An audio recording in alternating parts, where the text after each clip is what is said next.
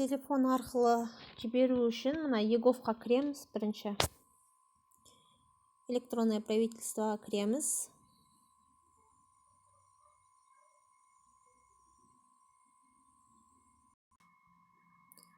Міне кіреміз да, авторизация жасаймыз. Төбеде войти деген болады. Сол одноразовый парольмен кіреміз.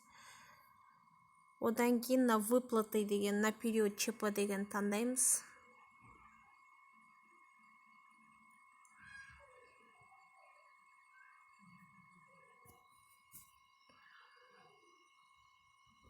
Осындай ашылады. Мына жердің барлығын толтырып шығамыз. Мына жерге иін, сөйтіп самозанятый дегенді белгілейміз. Сөйтіп кәдімгідей барлығын толтырып шығамыз.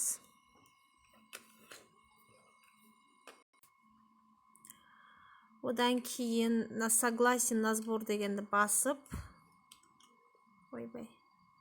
далені бассақ,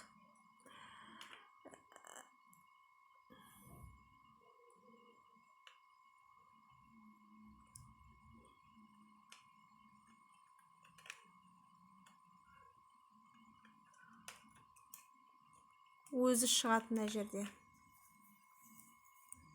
Осылай тұрады, болды. Осы ғана.